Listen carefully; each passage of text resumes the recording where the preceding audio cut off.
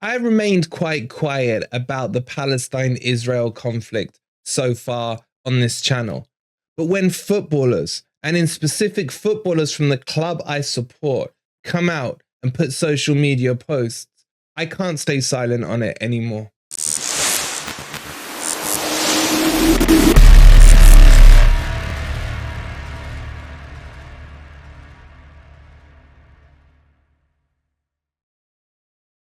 Look, the whole Palestine-Israel conflict is clearly divisive. It's clearly emotive. And it's something that I've not really wanted to touch on this channel because this is a football channel. However, when I see the likes of Murillo, one of the players from the team I support, coming out and just blindly backing Israel, I'll bring up his Instagram post in a second. It actually infuriates me. It infuriates me beyond stuff I could believe. I was absolutely shocked when I saw this from him. And the fact that the conflict has been going on for now a week, and yet I've seen nothing from him to say anything about the lives lost in Palestine. What happened in Israel is tragic, it's horrific, it's unacceptable that innocents died. But where is the backing of the innocents that have died now in Palestine? And this shows complete and utter bias from one of our very own players, who I actually love, who I actually think has a great career in front of him, but I think is clearly uneducated on this whole conflict. I completely understand that people will have their biases when it comes to such an emotive subject like this. I personally, I've come on this video with this t-shirt to make no hidden agenda about where my stance is on this. I 100% back the Palestinians. And there is a distinction between the Palestinians and Hamas. You cannot persecute and create genocide against innocent women, children, elderly people, and men. I don't know why men get left out of this, because men are innocent as well.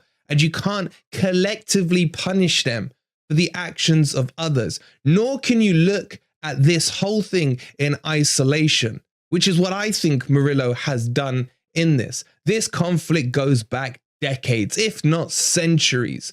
And to just jump in, him, other footballers, to come in and decide that they are going to take a stance on this with no education on the subject matter at all is inflammatory, in my opinion. How does he know how Israel was created in the first place? Does he know about the expulsion of the Palestinians that were there decades ago? Does he know any of this before he sits there and puts his Instagram post out? Does he know about what's been happening in the recent years? Don't go back to the inception of it. Go back to current history, the way the IDF treats the Palestinians, both in Gaza and in the West Bank, and even in Jerusalem as well. Look what they do in front of one of the holy sites, one of the mosques, Al-Aqsa in Jerusalem. Does he know any of that before he's decided to take his snapshot, put his Instagram post out, and then create the anger that he has for me? And it's not just him that we've seen do this. Zinchenko, he has to be one of the biggest hypocrites in football I have ever seen. A guy who I felt pain for when I saw what happened to his country in the Ukraine, when Russia invaded it, when Russia oppressed the Ukraine, when Russia, bombed and destroyed parts of the Ukraine. And for him to come out and put his Instagram post on where he is completely backing Israel with the background he has shows you just how much brainwashing happens in the media. There is so much going on now that the likes of the BBC, Sky News, ITN, Channel 4, all your mainstream medias will not cover. The best thing that's ever happened for these type of conflicts is the fact that social media arose. People say they hate Twitter. People say Twitter is toxic. But I'll tell you what, if you want to see some of the true stories that are happening in these war-torn countries, then these are the places where you should be getting your news from. A completely unbiased approach. Make your own opinions up on it. Now, I'm not sitting here saying take sides or back the side that I'm backing, because I'm backing human life. That's what I'm backing. I am backing the fact that an Israeli child or a Palestinian child or a man, woman, elderly is still a human being. And that is completely and utterly being forgotten in this. And why? Because we have leaders like Sunak, the unelected Prime Minister of England, sitting there unequivocally giving a green light to Israel to do what they want. We back Israel's right to defend themselves. Well, what about the Palestinians' right to defend themselves? What about the Palestinians' human rights to water, to electricity, to food? When Israel are committing war crimes, when they are cutting everything off from Gaza, when they are boxing them into an open air prison, and you have the Prime Minister of our country blindly accepting what Israel is doing, is that the leadership, the unelected leadership that we should be having? But let's flip it over to his challenger, Keir Starmer. Keir Starmer, who on LBC was asked if it was okay that Israel was cutting off water, electricity, and food to Gaza. And what does he say? Israel has the right to defend itself. When asked, remember, this guy is a human rights lawyer, a lawyer who turns blind now, blind because it's Palestine, because in his opinion, the lives of the Palestinians is worth less than everyone else's. A siege is appropriate? Cutting off power, cutting off water? Well, I think that Israel does have that right. It is an ongoing situation. Obviously, everything should be done within international law.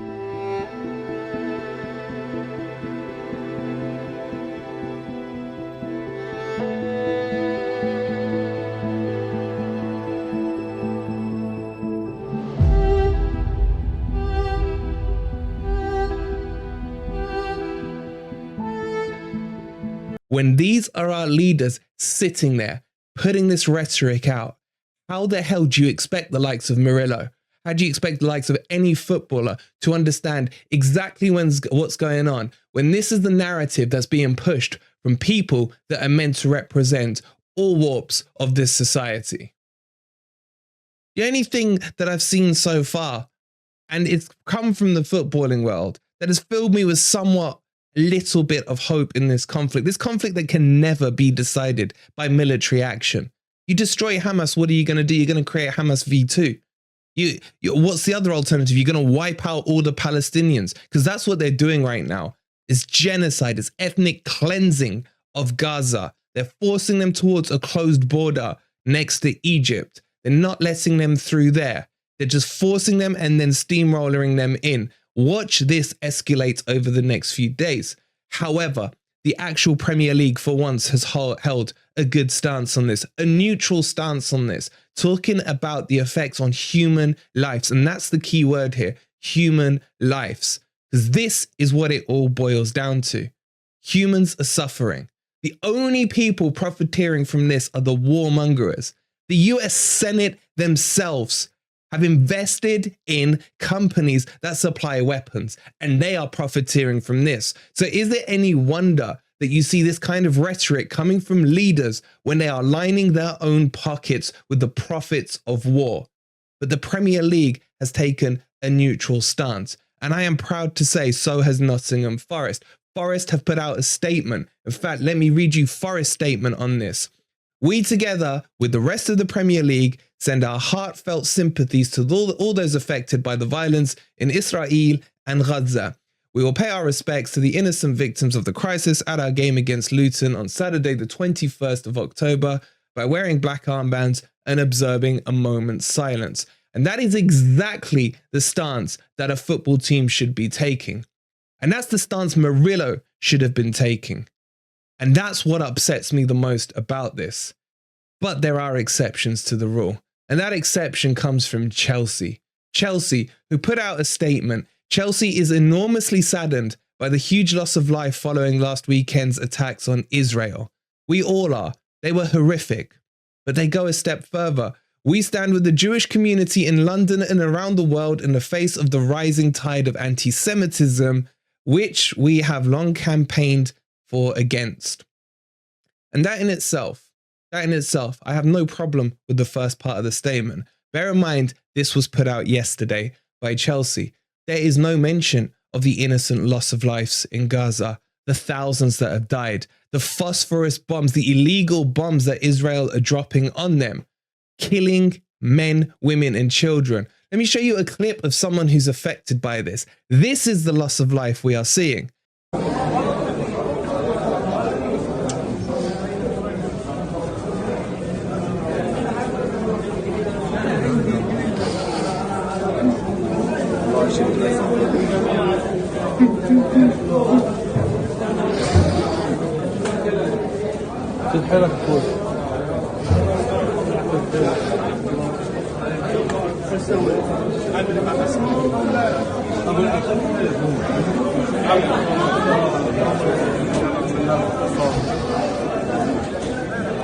And Chelsea decided to go one way, not the full way. All the other clubs stood neutral. Arsenal, very borderline in what they've said, but they've got history with what happened with Özil and the vegan Muslims before. And they haven't said anything as against Zinchenko. They need to act against that because they're showing double standards to what they did against Özil. Now, for Chelsea to come out and say that, if they're going to condemn all that stuff, the anti-Semitism, the attacks in Israel, then they damn well better talk about the attacks in Gaza, the Islamophobia that's happening. We have our stupid Home Secretary saying and pushing for waving a Palestinian flag to be considered a crime in the UK. Waving a flag. And you wonder why clubs like Chelsea are going to get away with that rhetoric. They should have, just like the other Premier League clubs, remained neutral on this, or if they wanted to condemn the actions that happened in Israel, then they better damn well condemn the actions that happened in Palestine. Look, there's a lot more I could explain to you guys about the history. I've had people saying to me, why are you opening your mouth now? Why did you say on the Gore stream the other day that you don't back Israel? I could go on and on, but this isn't the channel for it. And the reason I haven't spoken about it publicly is because not everything needs to be said publicly. I've been backing an orphan in Palestine who lost his parents from Israeli bombings, who is parentless. And for years and years, I've been sponsoring him. I get a message 2 days ago from the orphan charity that's doing it, saying they don't know where he is. They have no update on even if he's alive. So for those people that are sitting there saying to me, don't talk about stuff, don't try and get involved now. I've been involved in this for years because all I care about is the innocents in this, the humans. Forget Muslim, forget Jew, because this in itself is not a Muslim-Jew a conflict. This is about innocent people who are suffering. And we cannot turn a blind eye to it. If you have some kind of social media presence or some kind of influence, it is your duty and responsibility to speak out against atrocities like this. And for me, I have personal stake in this. I see Yusuf, this kid that I sponsor, as one of my own children. And for me to not know where he is right now, forget that, to not know that he is alive, that in itself should not be acceptable by anyone's standards. I will leave it there, but I will close by saying we are better together when we unite. When we unite, not on Israel versus Palestine, but on humans and the rights of humans to exist and live and share some of the fundamental rights that we take for granted here in the UK, Australia, America, wherever it is you're watching this video from. And if your heart cannot bleed for both sides and the pain that they are going through, then I seriously ask you to look yourself in the mirror and maybe do some better research on this whole conflict. Thank you for watching.